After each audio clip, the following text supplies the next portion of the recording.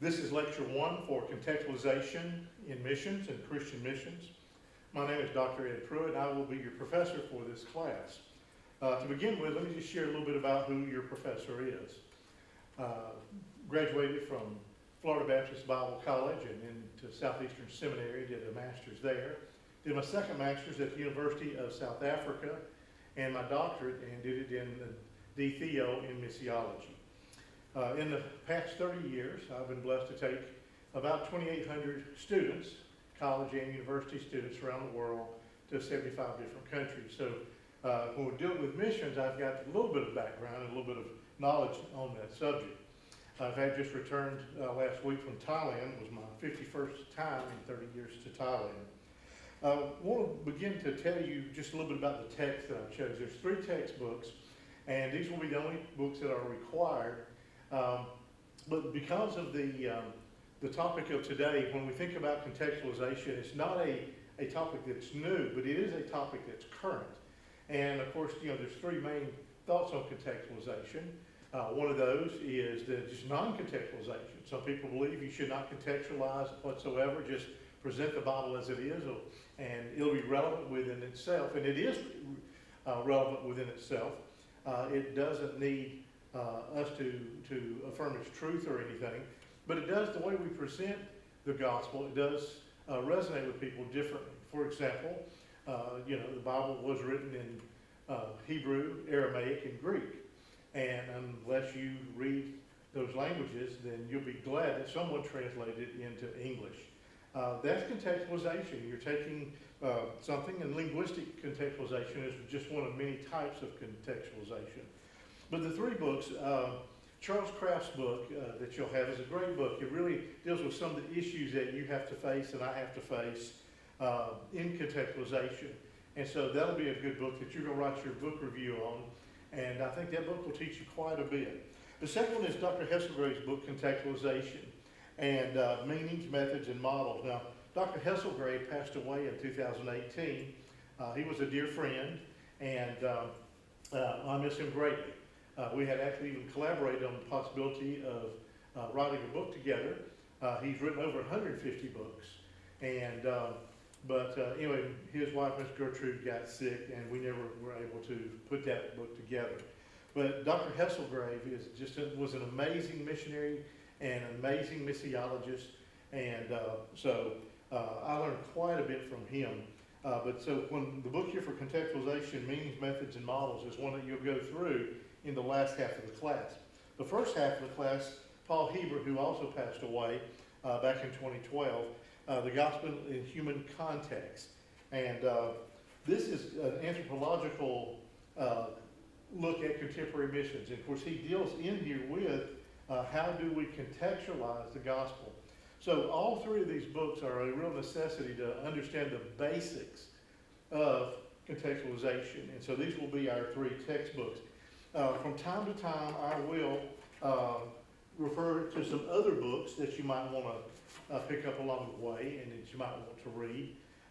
Again, Dr. Hesselgrave has several books. Another one that might give you some insights is Paradigms in Conflict. And so one of the things that Dr. Hesselgrave deals with in this book is contextualization.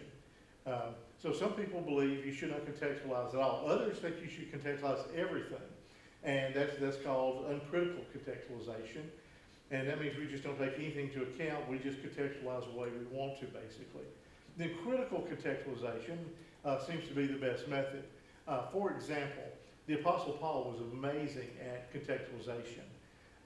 If you look in the book of Acts, when he began to preach and to teach, he taught the same truths to every group that he went to minister to.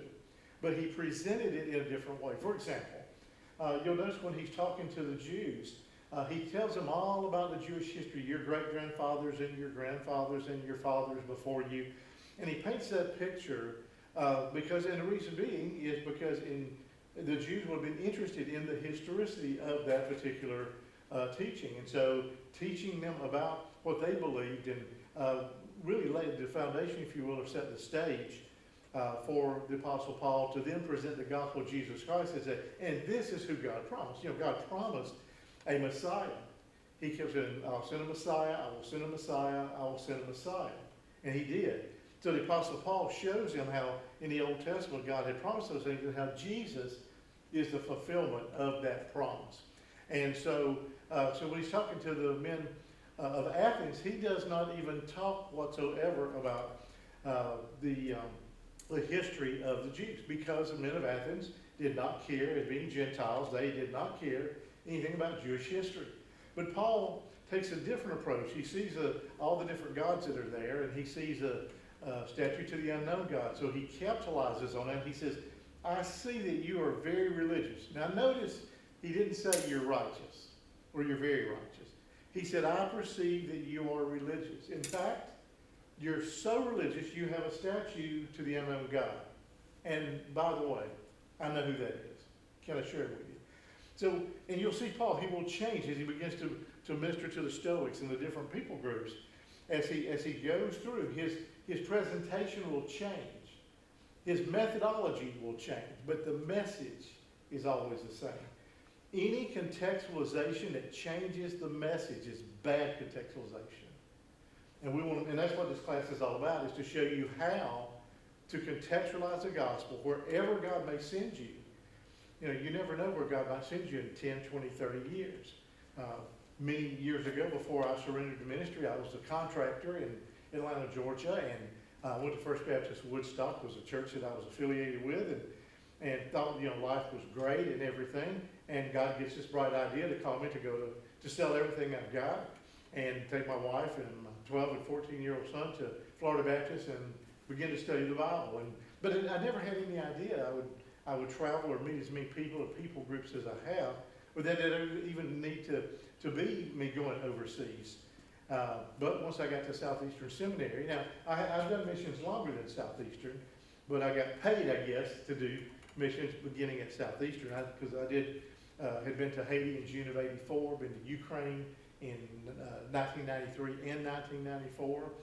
But when I got to Southeastern and started working with Keith Island in the World Mission Center there, the Center for Great Commission Studies, once I graduated in 2000, I became the associate director and was there until 2009. And beginning in 2009, I went to Truett, McConnell University in the mountains in Georgia to actually start a World Mission Center. I had been associate director of the one at Southeastern, so I had a pretty good idea on what one needed to look like. And so when I was asked if I would come and start a World Mission Center, I said, well, under two conditions. One is we need to have a degree in missions, undergraduate degree in missions, and they agreed. And so I developed an undergrad course, and my first semester we had 26 students in that course and in that degree program. And but anyway, so I was there for just under 10 years, just about 3 months under 10 years at Truett McConnell University, and started a World Mission Center there. It was taking students from Southeastern and from Truett and taking them all over the world doing missions. Well, as I said earlier, when I was a contractor and surrendered my life at First Woodstock, I had no idea what God might do with me. I said that to say this: you have no idea what God has in store for you for the next 5, 10, 15, 20, 30, 40 years of your life.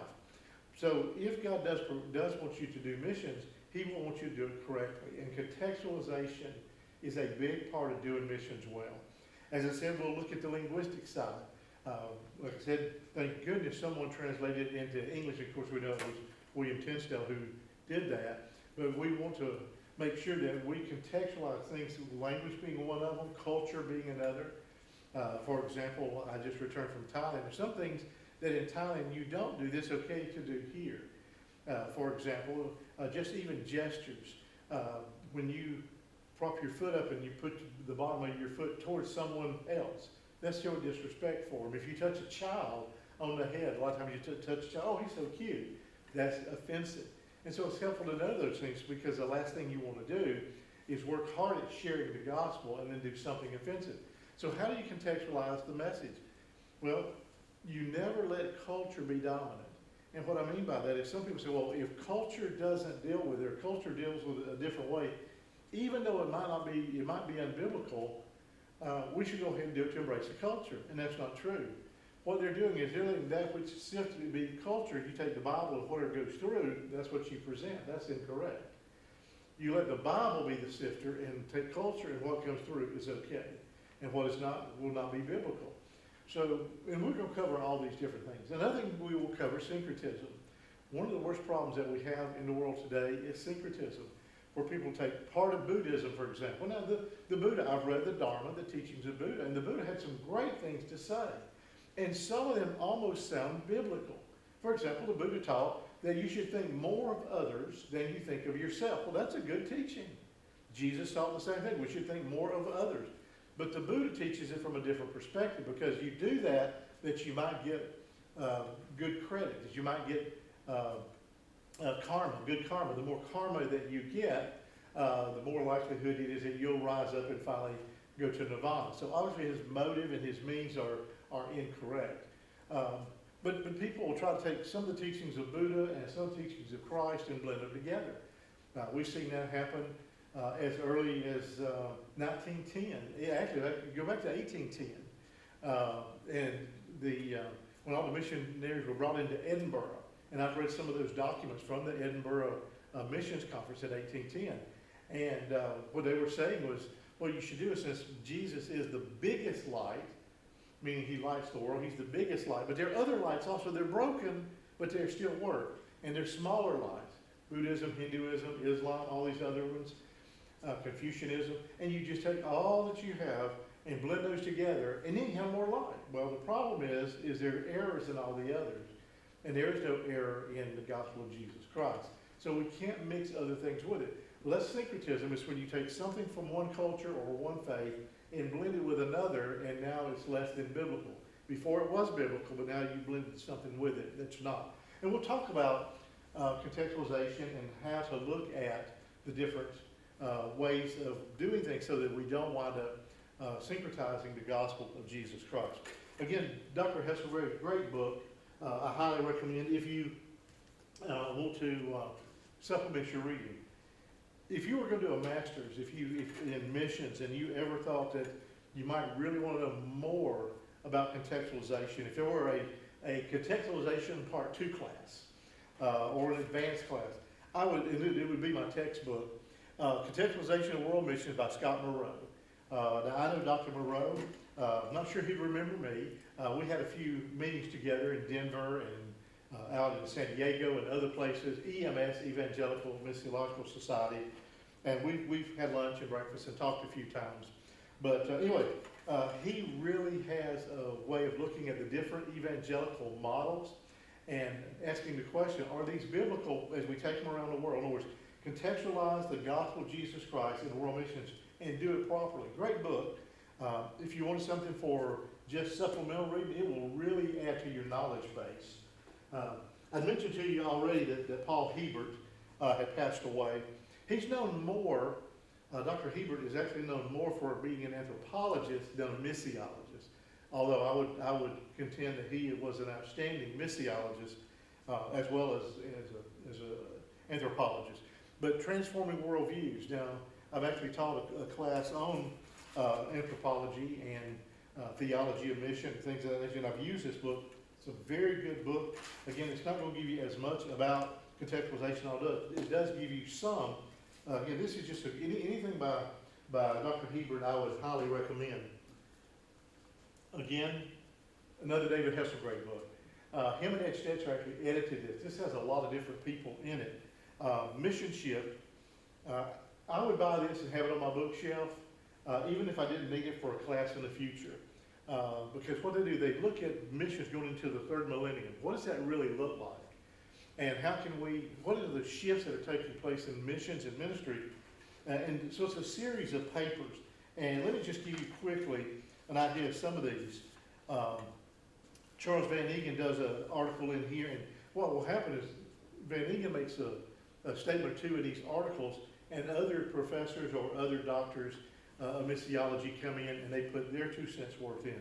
So Charles Van Egan wrote a book called Mission, Defined, and Described, and then he had Keith Idle and some others that came in to really evaluate, is this where we are? Is this paper accurate or not? Again, Andreas Kostenberger from Southeastern Seminary, he is there talking about changing perceptions of contextualization. Great article. If you don't buy the book, you might at least pull the article up online somewhere. Again, Michael Pocock, I know Michael, or I met him several times. I'm not sure he'd remember me.